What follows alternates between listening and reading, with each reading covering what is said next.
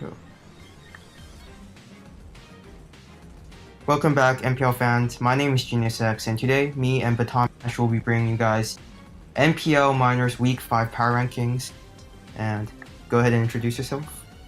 Hey guys, BM here, and first of all, I'd like to preface this by apologizing to all of you for last week's power rankings. I think certainly it was out of the norm that it was 75 minutes, right about. Yeah, Oh. that was a bit too long. Certainly. But we'll make sure to keep the power rankings this time a lot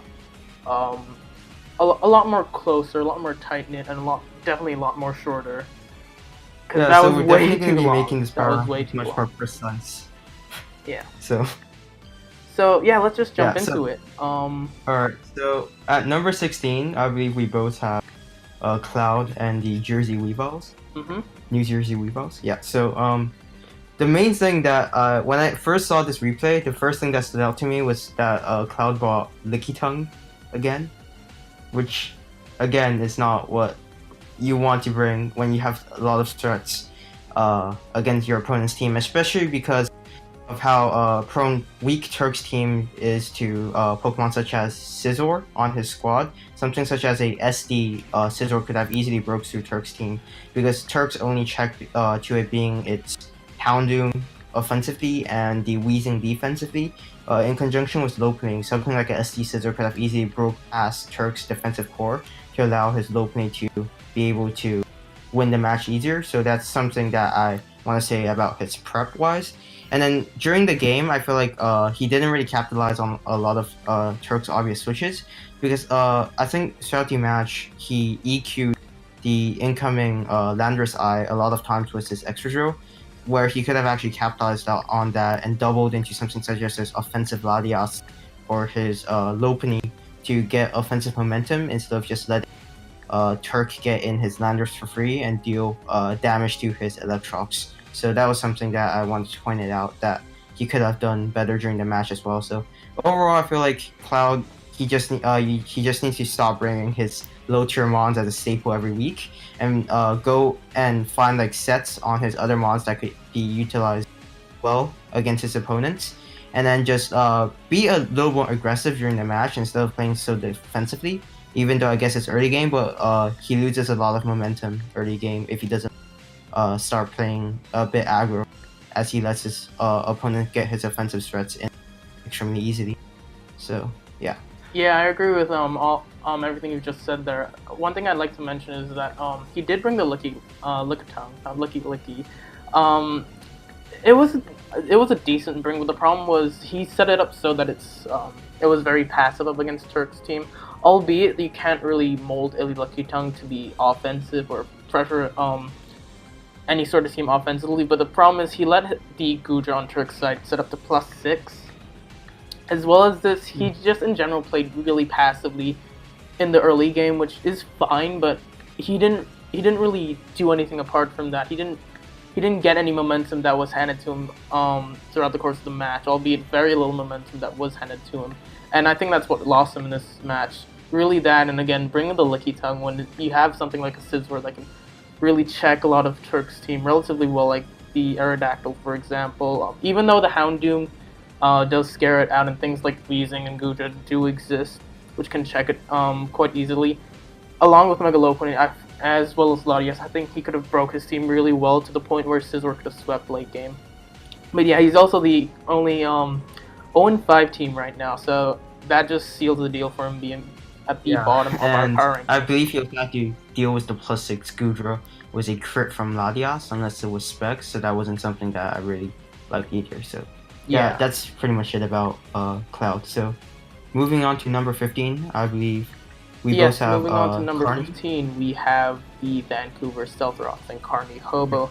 Now, looking at this match, again, Hobo, in the similar vein to the Jersey Weavals, he kind of brought a bit of a lot of memes, I'd say. Like the Alolan Doug show, it did match up fairly decently. You could check the Jirachi, as well as potentially get off some decent chip up against the Cool Fish and the Garchomp. He also did bring the Electabuzz, which, I don't know, just didn't really seem to match up well. I think the problem with Carney, in all honesty, is that he's bringing a lot of memes, and I don't think that's actually benefiting his chances of actually doing anything throughout the course of the season. That as well as yeah, really just bringing a bunch of memes and not getting anywhere. He just let the tech Frokies play around him, especially with the chain chomp. Even though he was able to take that down with the Gardevoir. Yeah, so I feel like a lot of things that were in common for for the bottom two teams on our PRs right now are that they both brought a lot of their low tier monster match, with Carney bringing his Alolan Trio and his Electabuzz, I believe.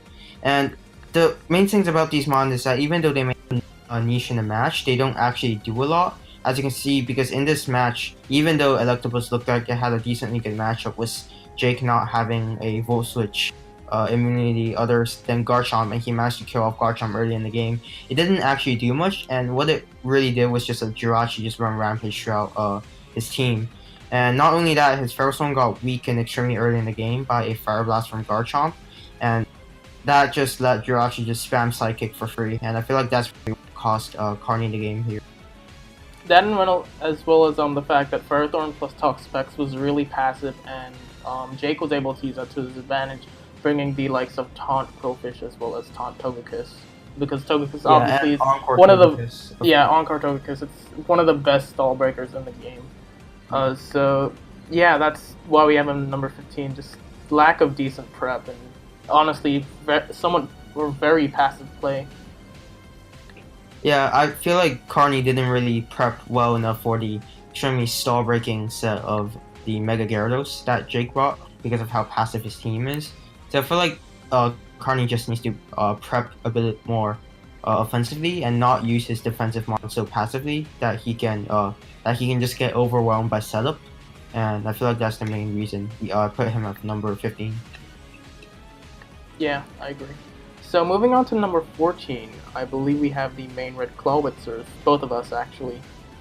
Yeah, so I'm gonna Tone. I believe he battled Hiker this week, and the main thing that I wanted to say about this match was that Tone. I didn't agree with Tone's nature of prep this game.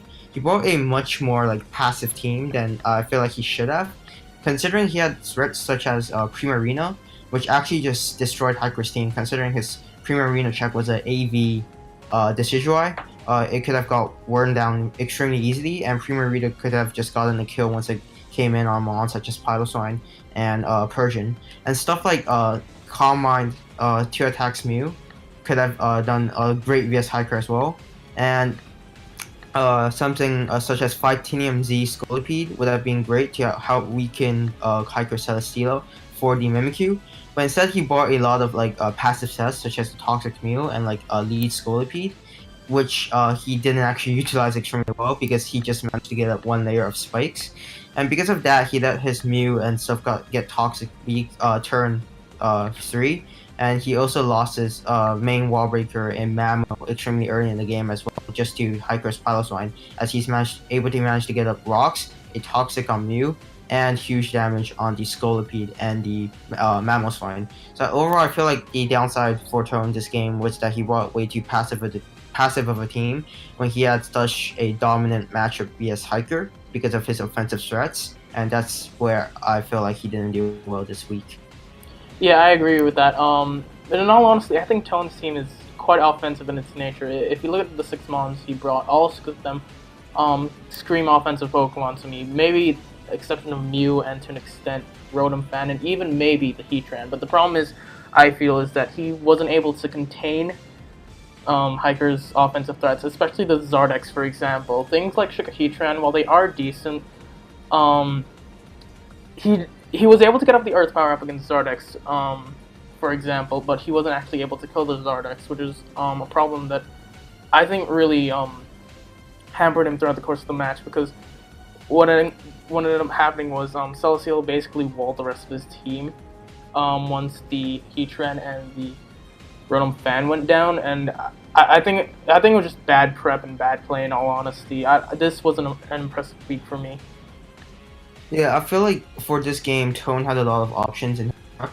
because looking at his draft, something like a SD Thunder Punch Mega Sceptile would have run through Hiker's team as well at +2, and stuff like Primarina. If you look at Hiker's team, he doesn't really have a switch in outside of Fizdef to Sela, which is just bodied by a Hydro Pump or the Water Stab. So I feel like Tone could have definitely prepped better this game, and yeah, something like Komoa would have been pretty cool as well. But he just didn't bring the most optimal team for this matchup, and that's why I put him at number 14.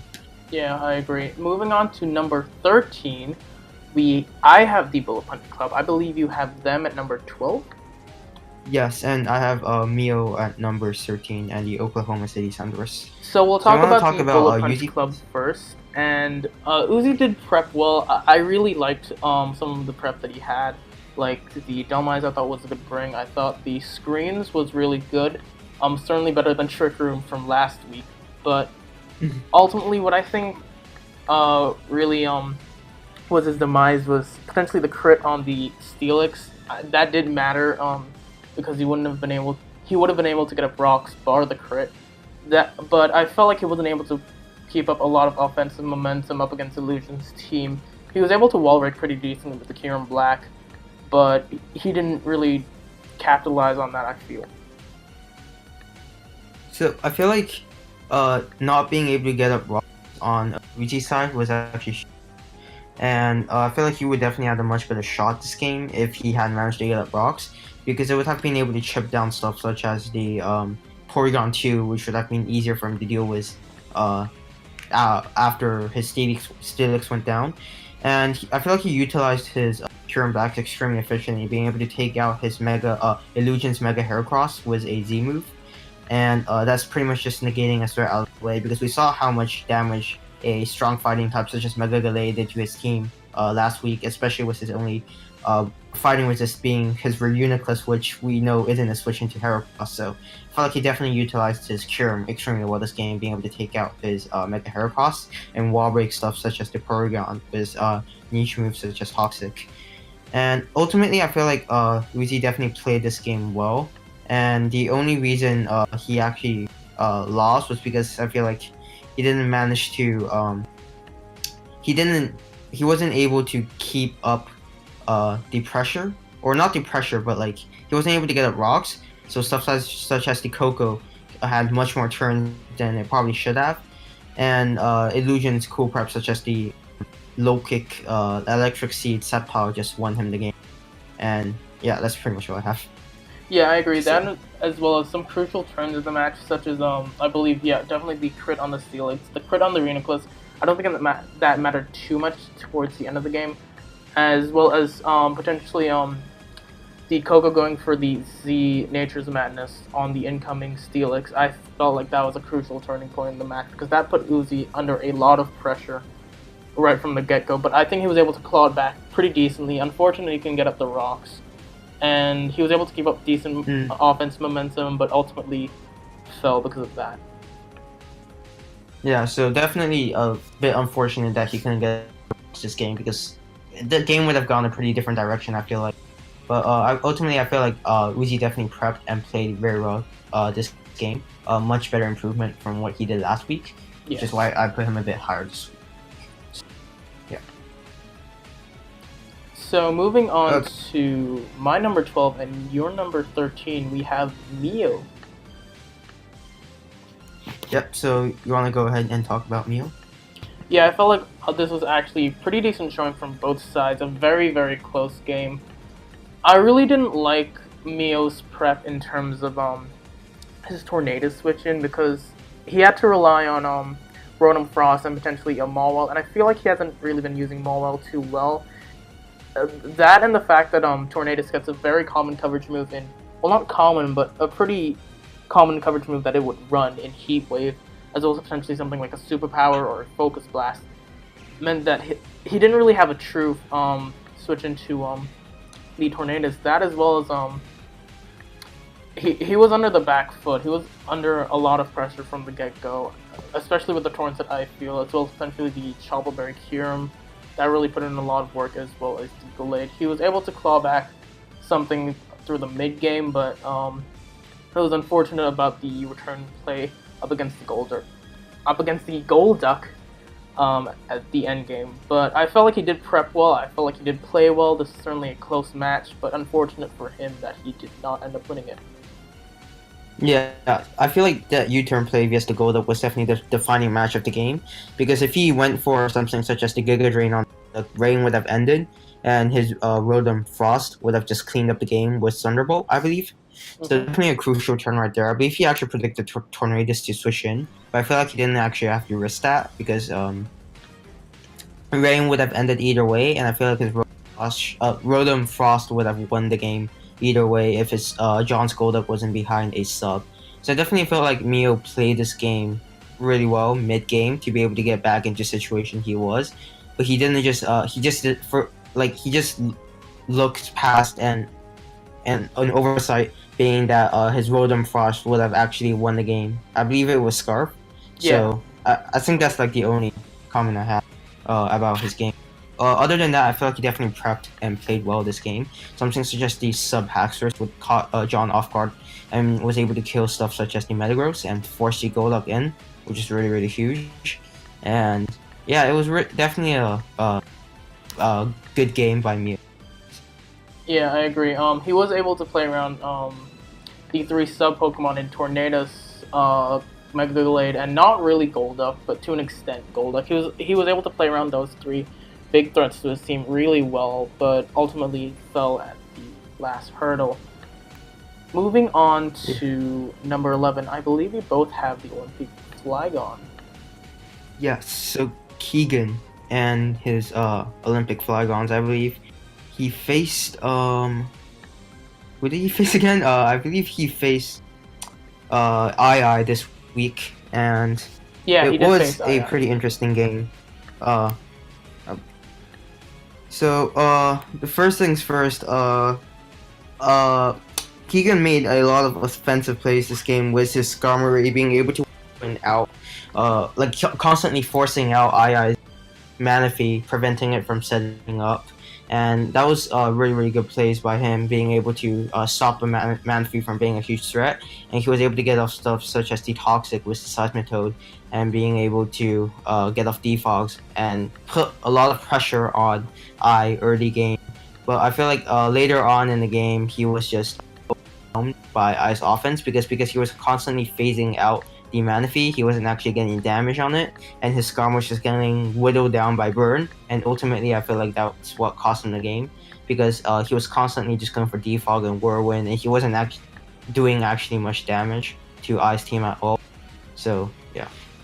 Yeah, I agree. When you have something like Skarmy, I felt like he was just a bit too reliant on it in order to deal with some of II's threats, as well as that he was able to force a lot of switch outs by bringing in the Skarmory, as well as starting things out like the Manaphy with Whirlwind. But the problem is I believe he didn't actually have Rocks up in the early game, which really didn't benefit him, because while he did phase out a lot of huge threats, he didn't actually end up getting much momentum from that, which is what I believe cost him.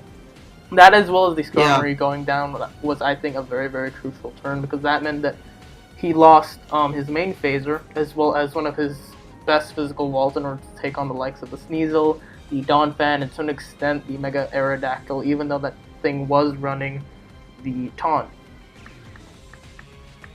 Yeah, so definitely he was over-reliant on his Skarmory this game, I believe. And that, even though he managed to get rid of Rocks and put up pressure early game with his Skarmory, after it went down, I was just able to set up Rocks again, and he'll go up with Manaphy and just wreak havoc against Keegan's team. So I feel like he definitely could have prioritized Rocks more this game to punish I switching, as you said. And yeah, that's pretty much it for this match. Moving on to the middle section of our power rankings, and I believe it's a bit more skewed. At number 10, I have the Tulsa Excadrillos, and I believe you have them at number 8. Yeah, so actually, from number 5 to number 10, with the exception of I believe all of the teams are 3 and 2. Mm-hmm.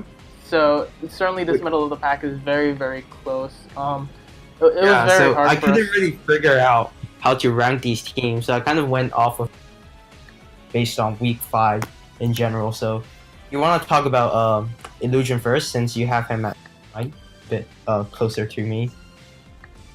Yeah, Illusion, I think he played well. I think he prepped decently well. Obviously, the hacks up against Uzi factored in a lot because Uzi wasn't able to get up rocks as well as the wasn't able to get up rocks. But I felt like there were some key plays that he did really well. Like, say for example, he was able to get up the Guardian of Alola up against the Mega Steelix, which I think was a very, very huge turn for him, because that meant that things like potentially, I'm assuming that would have been a mixed or not physical Sceptile would have been able to do a lot more work. Things like the Mega Heracross was freed a lot more, as well as the Tapu Koko. So I felt like that was very pivotal for him. I think he played around screens relatively decently.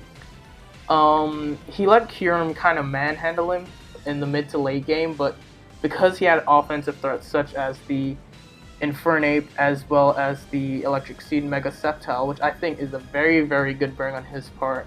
Good on him to take advantage of the electric terrain as well as Sceptile's Unburdened ability. And I feel like ultimately, despite Kyurem Black kind of giving him a very tough game, he was able to succeed with his offense.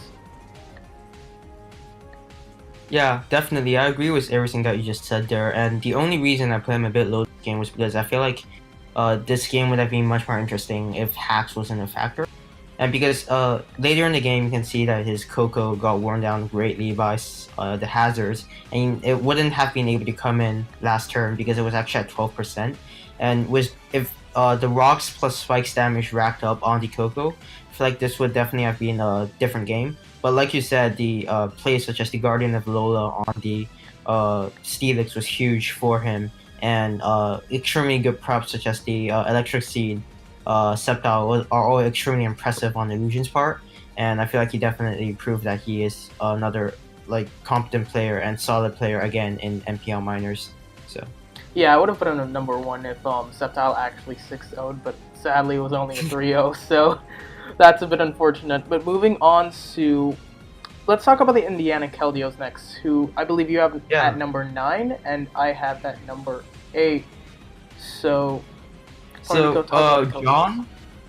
John bought a really, really good team. He's like one of the person who bought a low tier mon that actually did a lot of work vs his opponent.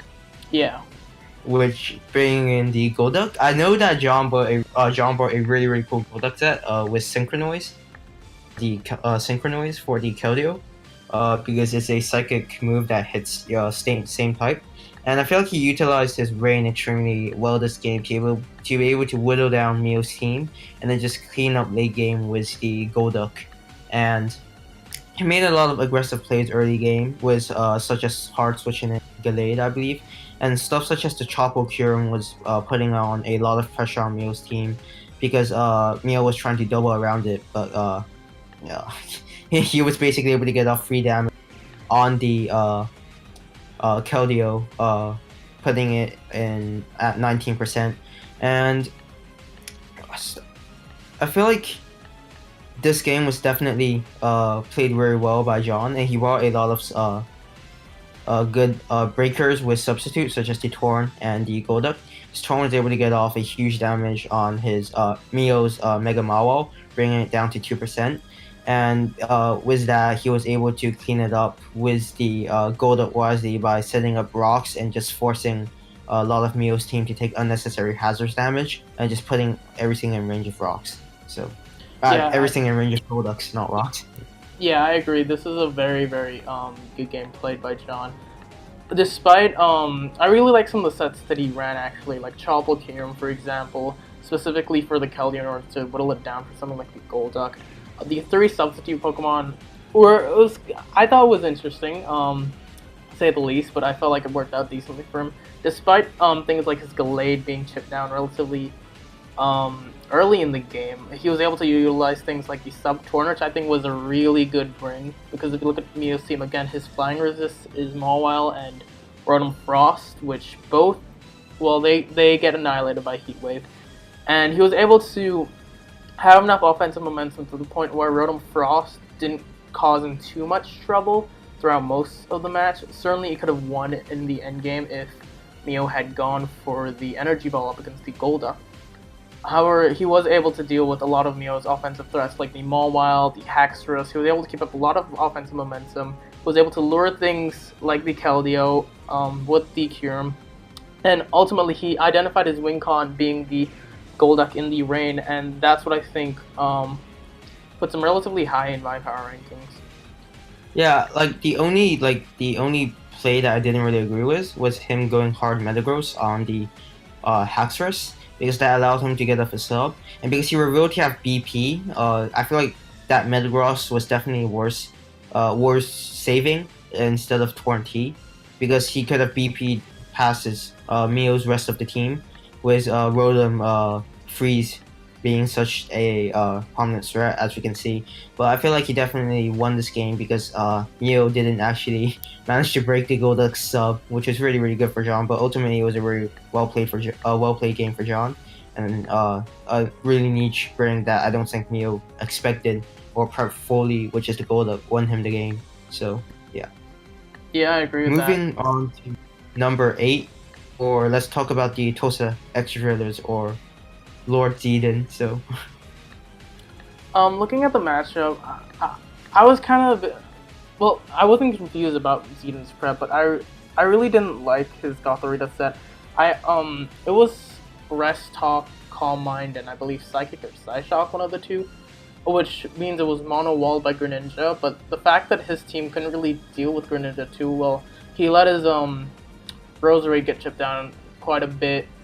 He has obviously Landorus that is weak to Hydro Pump. He has Gigalith that's weak to Hydro Pump. He has the Gothorita that's obviously checked because of Greninja's typing.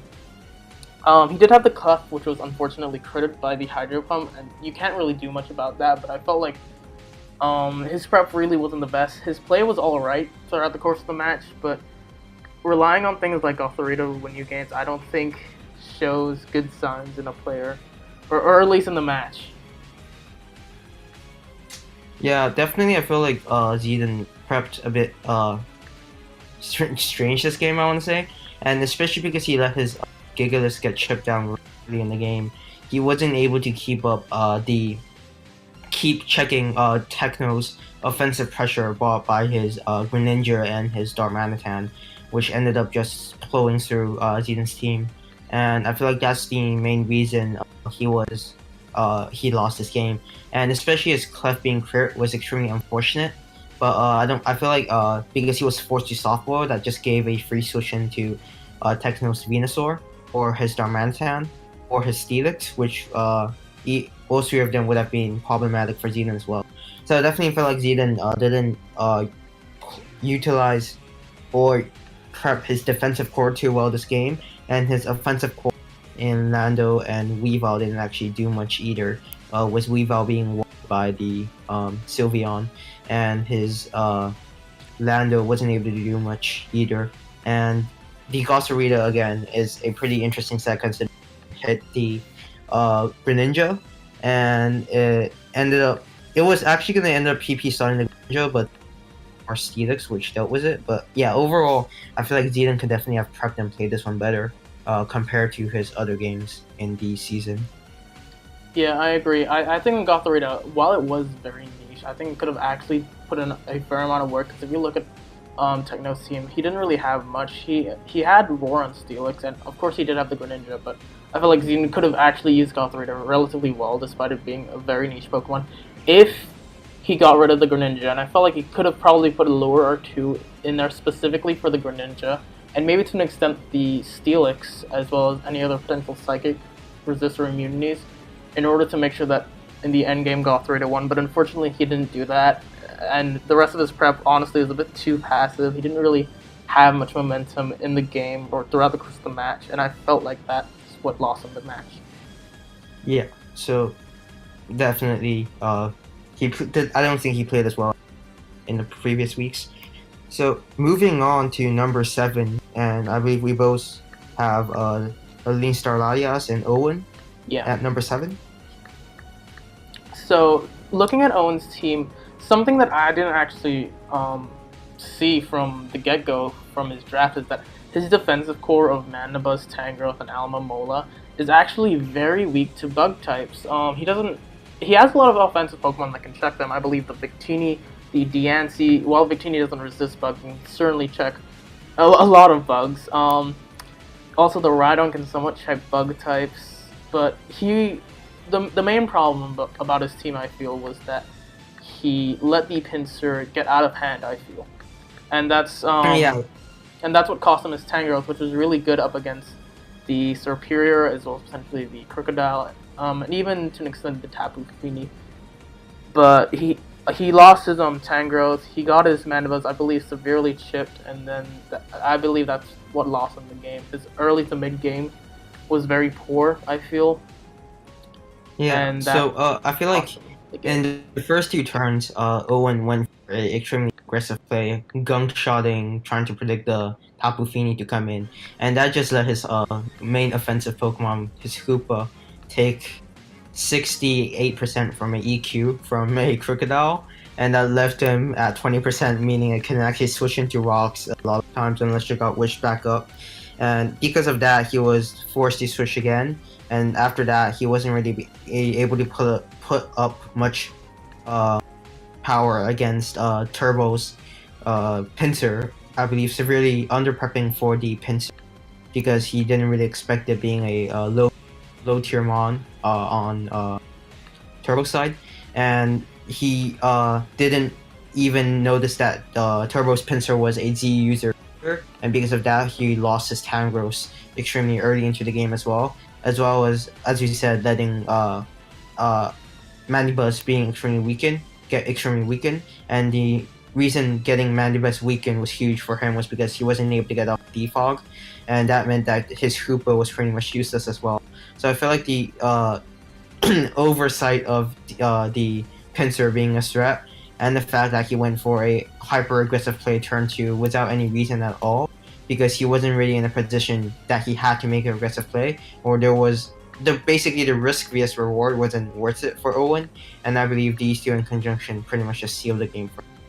Yeah, I agree with that. The one thing I'd like to mention is that I believe Pinsir was picked up by Turbo this week, so whenever I see a free agency picked up the week before, if not the week that I have to prepare for an opponent, I immediately think, right, what can this Pokemon do up against my team?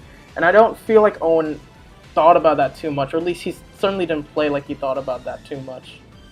Because, again, Pinsir really threatened his defensive core. It had coverage to hit the Diancie as well, because that was only bug resist. And I feel like he should have seen that coming, considering Turbo did actually free agent this Pinsir the same week that he was able to bring it. So yeah, definitely, especially because they're in the same conference, fighting for the #1 spot. Actually, he definitely could have because Turbo picked up Pinsir. Owen could have definitely tried to predict what set it would have been bought vs him, because there could have been a very good intention of counter teaming in Turbo's mind, and I feel like the oversight of Pinsir was just huge for him, not even realizing that it was a Z user on Turbo's team, and that's pretty much what lost him the game. Yeah, I agree. So, moving on to my number 6, and I believe your number 5, we have the Virginia Tech Froakies. Now, Jake's team, I felt like it was pretty good. I was a bit unsure about the Chain Chomp. I understand the thought process behind the Chain Chomp. I do think, if you don't know what I mean by Chain Chomp, it's mixed attacking Garchomp with Fire Blast, usually the special Dragon move with Draco Meteor, Earthquake, and they usually run Stealth Rock and OU. But I felt like something like just a more physically biased Garchomp with max attack, a bit of investment in special attack, and the rest in speed could have done a lot more, considering he didn't really need to chip the Ferrothorn down too much, considering Mega Gyarados can kill a Ferrothorn from around about 40 to 50%-ish after ADD, unless it's fully physically defensive. And if it's fully physically defensive, then it obviously isn't going to be taking Fire Blast too well. The Fire Blast miss on the actual Mega Gardevoir, or pre-Mega Gardevoir, sucked for him, because that meant that Tectonic Rage wouldn't have killed, but despite that, he was able to keep up a lot of offensive momentum up against Hobo's team. He was able to deal with the meme mons such as Alolan Dugtrio and Electabuzz, and he was able to stall break really well with his Togekiss, with his Quillfish, and wall break really decently with his Mega Gyarados 1v1ing the Toxapex, as well as of course the Jirachi, and I think that's what won him this match. Yeah, I feel like Jake's prep was extremely solid in this game. He saw that Turbo had a very fat the Ferrosaur and the Toxapex, and he bought sets such as the Encore Togekiss, the Sub Taunt DD Gyara, I believe it was, and the Taunt Quillfish, which all dealt with Carney's Fat Core extremely well. And even though the Chomp Ring might have been a bit questionable, I guess, but I feel like it could definitely have worked as well because it was able to get off huge damage on the Ferrosaur and the Guard. And other than that, after taking the Gardevoir, he saw that CM Jirachi just went ham on Carney Hobo's team because his only revenge or check being the Alolan Dugtrio, which isn't actually that reliable. So he was able to spam Psychic, especially with Ferrosaur being weakened. So I feel like he definitely prepped and saw his way to victory. And he was able to find his way to victory extremely well this game. And his prep and his DD Gyara was extremely good to be able to catch Carney off guard because Carney expected the Toxapex to be able to wall the Gyarados. So I feel like that's definitely what won him the game in the end. So moving on to my number 5 and your number 6, we have the Connecticut Cobalions. Now looking at the team, looking at the game itself, actually, I felt like early game Carnage was kind of under the back foot a lot. The Skarmory was really giving him a lot of annoyance, really. But he was soon able to Will-O-Wisp it with the Trevenant. He was able to make sure that his Manaphy was making sure that the Skarmory was at a relatively low health, and sooner or later he was able to get rid of it. And I felt like that was the turning point in the match, because once the Skarmory was gone, things like Manaphy couldn't be phased out. They could just easily set up. Things like the Mega Aerodactyl had a bit more leeway, despite the size of the Toad still being there, and things like Donphan having no quote-unquote, no Earthquake immunity as well, apart from the Yanmago, which is not a Donphan switch. But yeah, so that's what I felt like. I really like. Oh yeah, go ahead. Yeah, sorry. But yeah, but honestly, I feel like that's what won him his match. The ability to take out Skarmory as well as just keeping Foghorn on the back foot. Yeah, so what I really liked about what I did this game was he was able to prevent rocks pretty much the whole early and mid game because he saw how much of a threat it was via his team, chipping down a lot of his members if Keegan decided to go aggressive. And because of that, when Keegan forced I to double or switch around a lot, he wasn't actually punished greatly. And he was able to keep his Manaphy extremely healthy, even though it had to deal with stuff such as the Skarmory. And because of that, I believe he was able to deal with the Skarmory extremely efficiently, get rocks back up, prevent defog, and then just let Terrible Manaphy just kill a bunch of Keegan's members. And later in that game, he was able to deal with Keegan's offensive mons such as the Raichu and prevent the Zygarde from setting up with the Ice Fang from the Aerodactyl. And I feel like overall this was just an extremely solid game by and I feel like he had the momentum pretty much the majority of the game, even though he was a bit in the back foot at the start. Even though I would technically argue that Keegan was letting his Skarmory getting heavily weakened as well. So, yeah.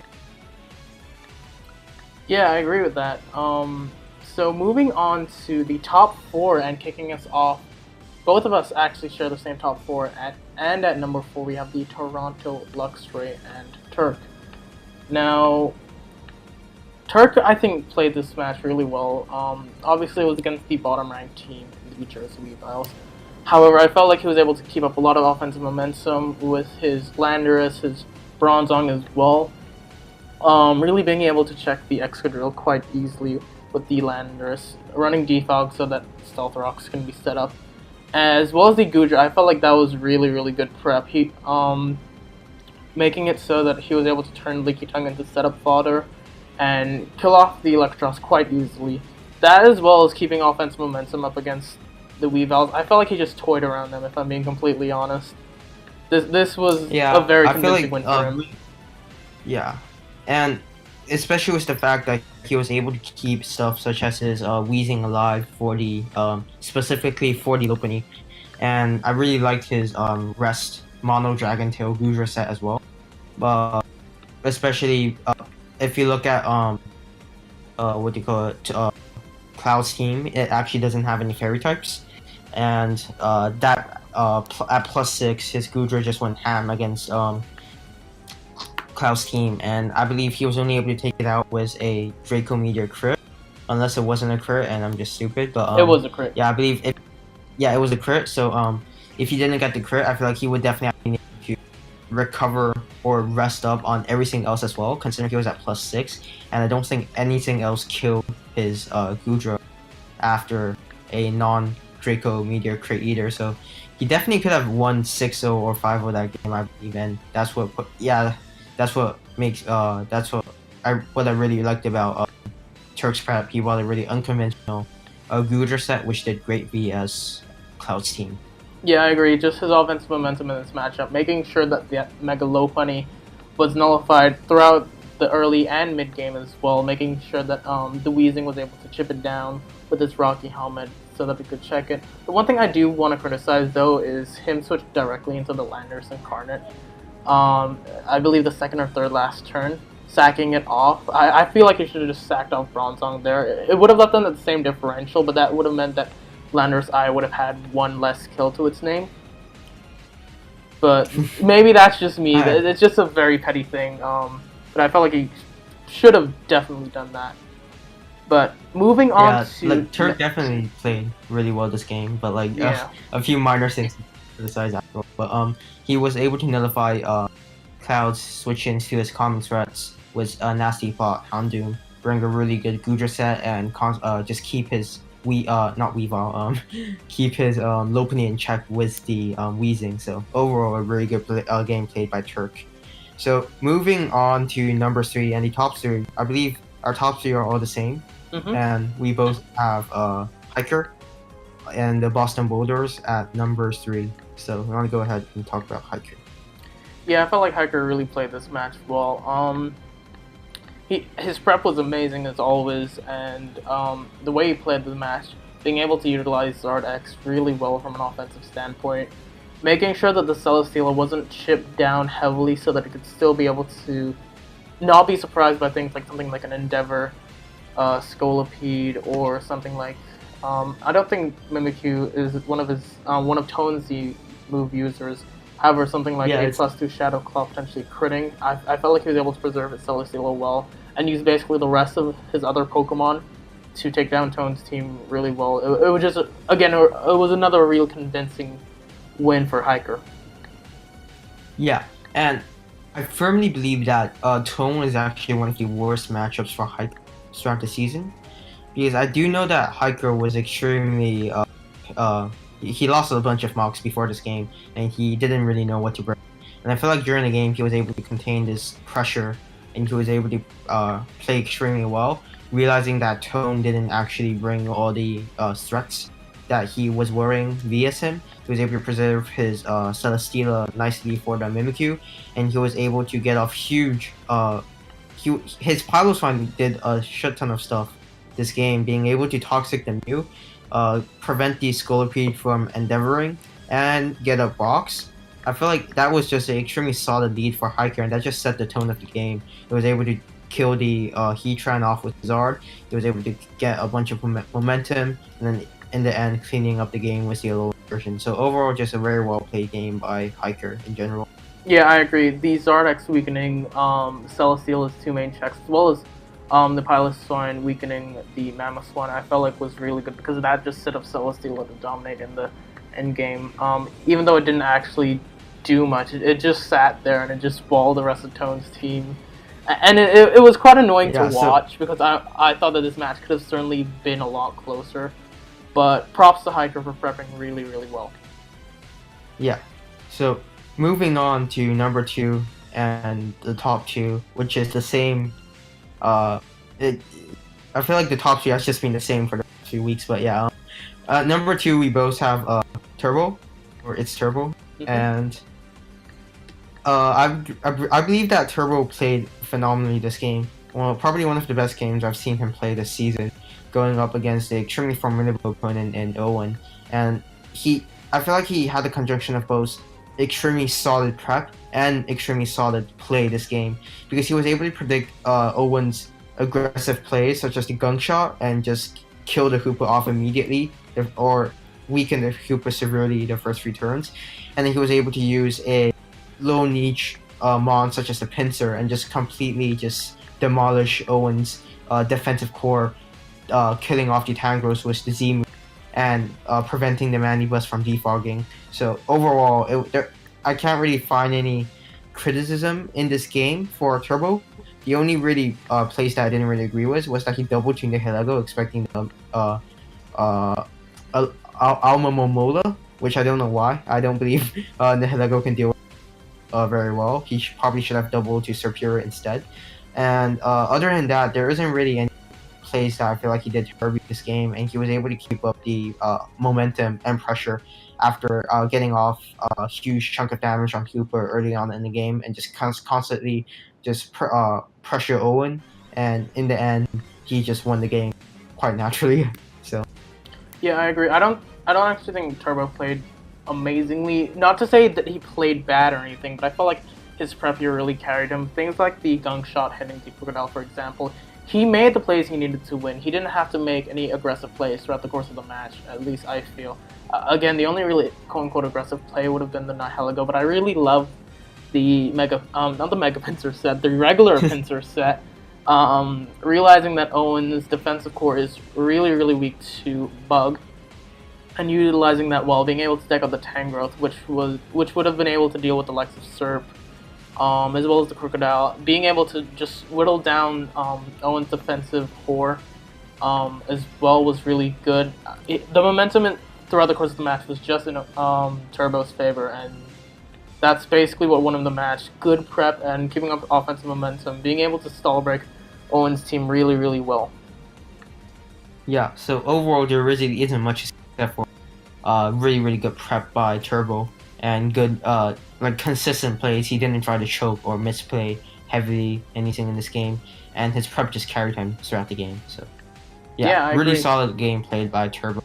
And I believe moving on to number 1, we have the god Base Techno himself at number 1 again. I believe he was number 1 last week in week 4 as well. And so we want to go ahead and talk about Techno this game. Yeah, he just had all the momentum starting off turn 1. He was able to weaken the Gigalith.